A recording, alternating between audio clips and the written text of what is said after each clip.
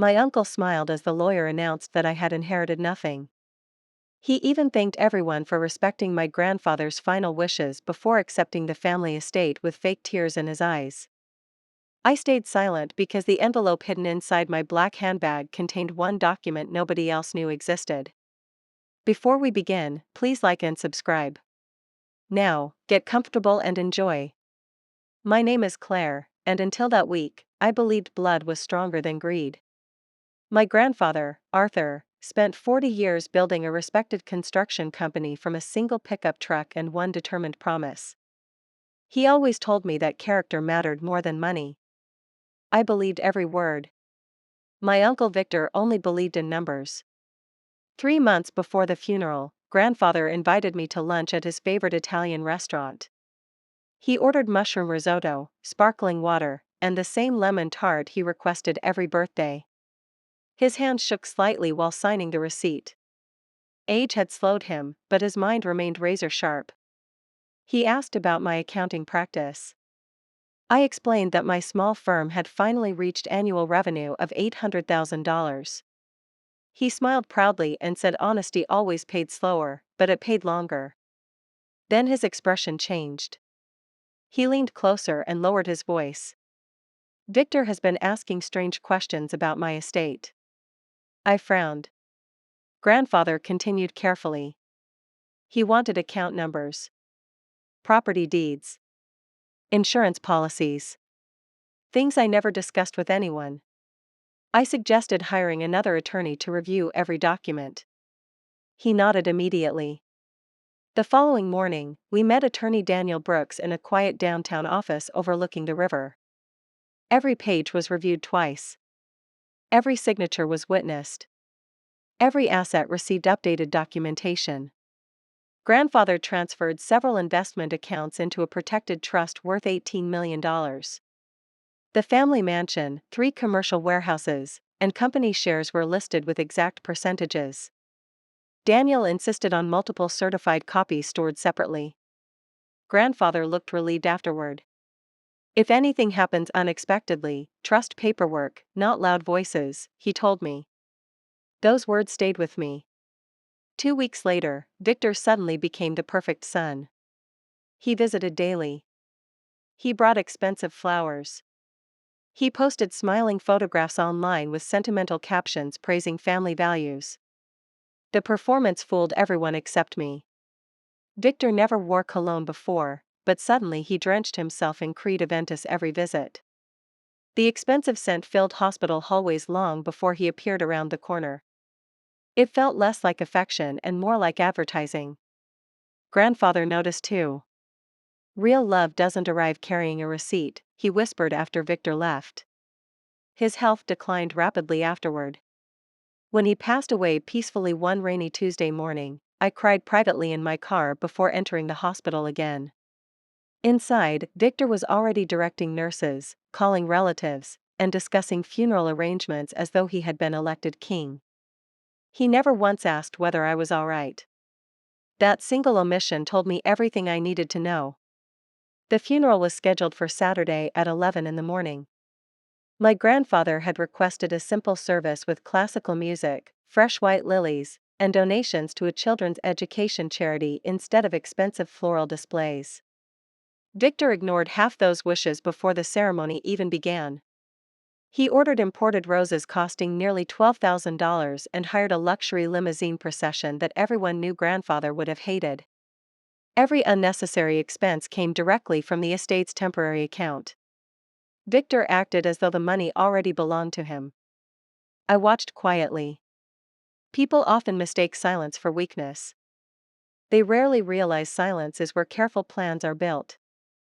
The evening before the funeral, attorney Daniel called me from his office. His voice sounded unusually tense. "Claire, I need you to answer one question honestly. Has anyone asked you about the certified copy your grandfather requested you to keep?" My heart skipped once. No. Why? Because someone tried accessing my records today. I pulled my car onto the shoulder. Who? Daniel paused. Someone carrying a document claiming your grandfather dismissed me 2 weeks before his death. The signature looked convincing at first glance. It wasn't genuine. A cold calm settled over me. Did you notify the authorities? Already done. He also advised me not to mention our conversation to anyone. That warning confirmed exactly what I had suspected. Someone wasn't simply hoping to inherit money. Someone was actively manufacturing evidence. The next morning, I arrived at the church 40 minutes early. The stained glass windows filled the sanctuary with soft blue and golden light.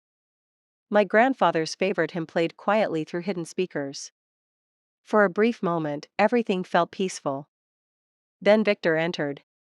His black designer suit still carried that overpowering Creed Aventus fragrance. He greeted guests with perfectly timed hugs. He cried without producing actual tears. He shook hands with business partners while discussing future expansion plans for the company. Future expansion. Before the will had even been read, I noticed something else. Victor's wife, Sandra, carried a leather portfolio she guarded more carefully than her handbag. Every time someone approached, she shifted it behind her arm. Interesting. After the service, everyone gathered in the conference room of Daniel's law office for the formal reading. Coffee cups sat untouched. Nobody spoke above a whisper. Daniel entered carrying several sealed folders. His expression remained unreadable. Victor smiled confidently. The reading began. Personal gifts came first. Grandfather left his antique watch collection to museums. His military medals were donated to a veterans foundation. Family photographs were divided among cousins. Then Daniel reached the section concerning the estate. He opened another envelope.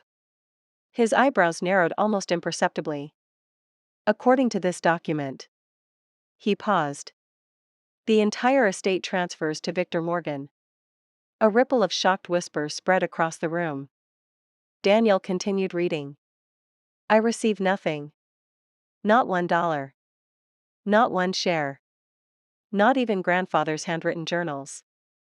Victor lowered his head dramatically. I'm so sorry, Claire. I'm sure Dad had his reasons. His performance deserved an award. Several relatives stared at me with sympathy. Others avoided eye contact completely. I simply folded my hands on the table. Because inside my handbag rested the certified copy signed 3 months earlier. And I had just realized something even more important. The fake will wasn't the final move. It was only the bait. Daniel closed the folder with deliberate care. The room remained silent except for the soft hum of the air conditioner. Victor finally broke the silence by offering to handle every legal responsibility himself. He promised to preserve grandfather's legacy and protect the family business. His speech sounded rehearsed. Every sentence landed exactly where applause should have followed. Nobody clapped. I looked at Daniel. He looked back at me for less than a second. That was enough. He knew. I knew. Neither of us intended to rush. Victor's biggest weakness had always been impatience. If confronted too early, he would deny everything. If allowed enough confidence, he would expose himself. I stood slowly. Congratulations, Uncle. I hope the responsibility brings you everything you wanted. His smile widened. Thank you, Claire. That smile told me he believed he had already won. He hadn't noticed that Daniel never officially declared the probate hearing complete. Over the next 6 days, Victor behaved exactly as I expected. He transferred $275,000 from the estate's operating account into a consulting company owned by Sandra. The invoices described vague management services that had never existed. He listed one warehouse for sale below market value to a corporation secretly controlled by his closest friend. He instructed employees to replace the company's financial software without notifying the accounting department. Fortunately for me, every digital action created another trail. My accounting background became my greatest weapon. Each evening I sat at my dining table with coffee, spreadsheets, and copies of banking records.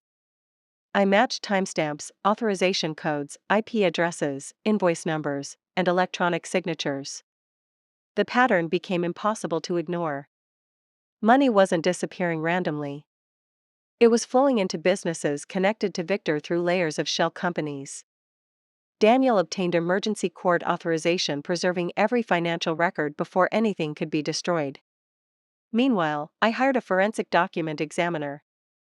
3 days later, she delivered a detailed report. The signature on the newly presented will had been digitally transferred from an old birthday card before being printed with specialized ink. It wasn't merely suspicious. It was criminal. The report identified microscopic inconsistencies invisible to the naked eye but undeniable under laboratory examination. That alone could dismantle the fake will. Then another surprise arrived. The hospital's security director contacted Daniel. A routine server upgrade had recovered surveillance footage everyone believed was permanently deleted. The recording showed Victor entering grandfather's hospital room after visiting hours carrying a brown leather portfolio. He remained inside for 23 minutes. When he left, the portfolio appeared noticeably thicker.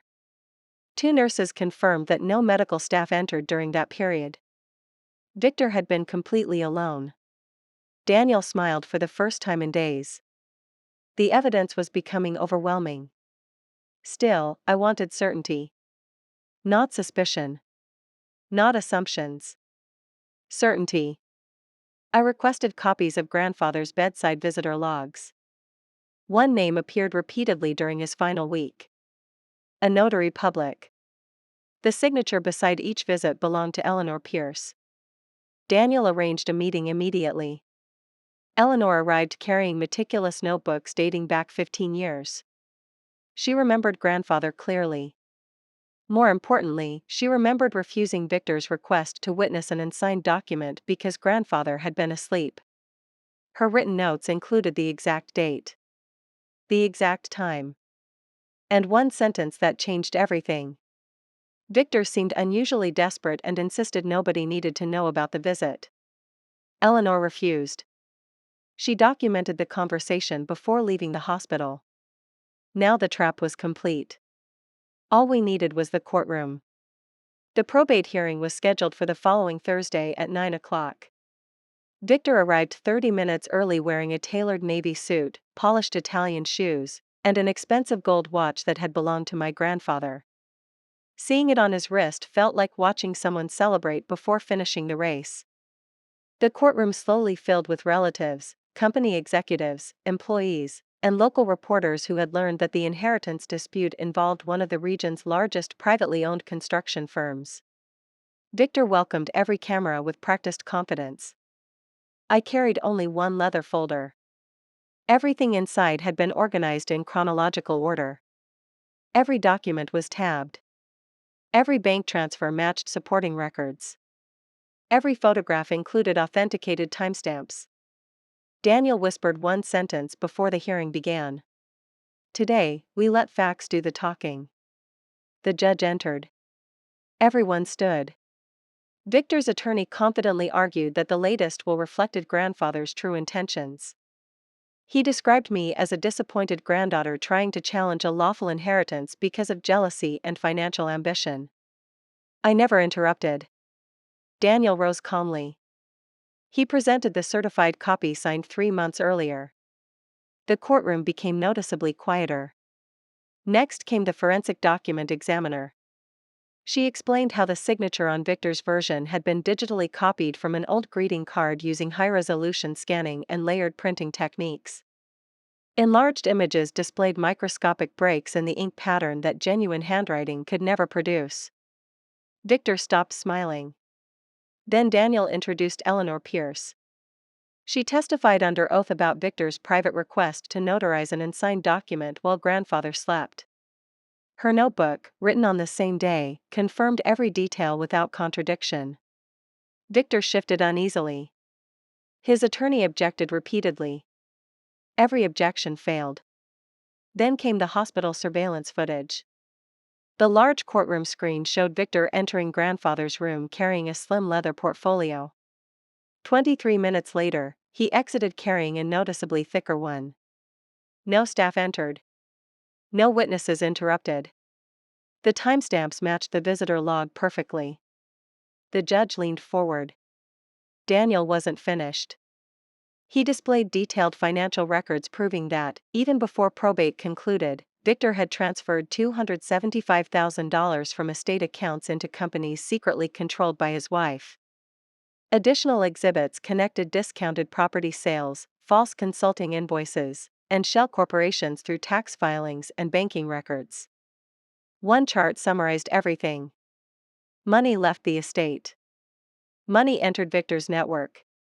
There was no legitimate business purpose. The courtroom remained completely silent. Victor suddenly stood. This is all being twisted. They're framing me. His voice cracked for the first time.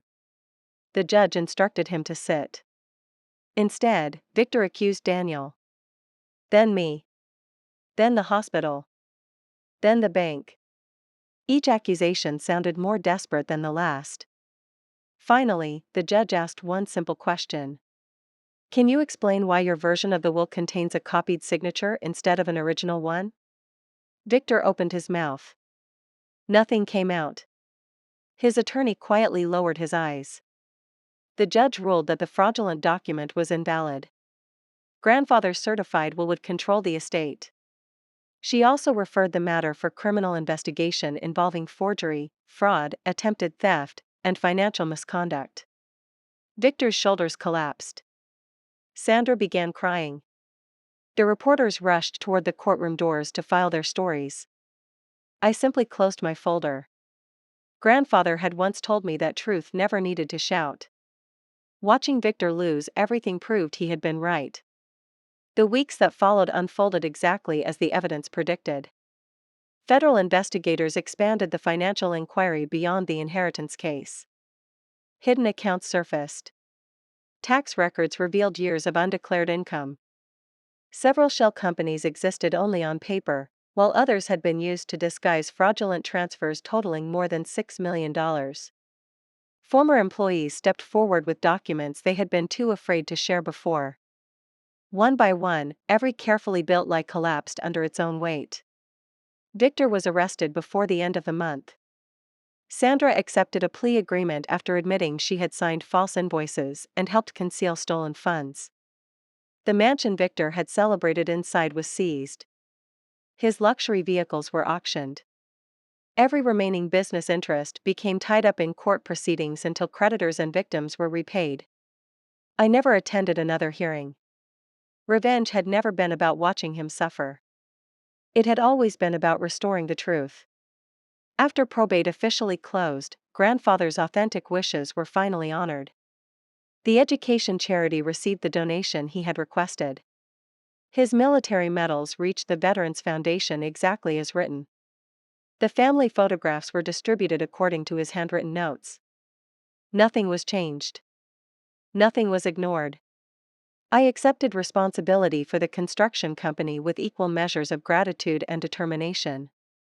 Instead of celebrating with expensive parties, I invested $3 million into employee safety programs, apprenticeship scholarships, and updated equipment.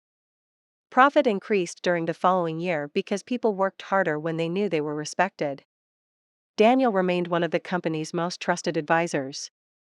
Every major decision passed through transparent legal review. Every audit was completed on schedule. Every financial report became available to shareholders without exception. Trust returned slowly. But it returned. One quiet autumn afternoon, I visited grandfather's favorite park carrying a small box containing his old pocket compass. I placed it beneath the oak tree where we had shared countless conversations over sandwiches and lemonade. The wind carried the scent of fresh-cut grass, and sunlight filtered gently through the leaves. I smiled for the first time in months. Not because I had won. Because justice had. Grandfather once told me that wealth could disappear overnight, but integrity kept paying dividends long after money was gone. I finally understood exactly what he meant. Life became peaceful again. My mornings began with coffee on the office balcony instead of meetings with lawyers. My evenings ended with books, quiet dinners, and friends who valued honesty more than inheritance. The future no longer felt uncertain. It felt earned.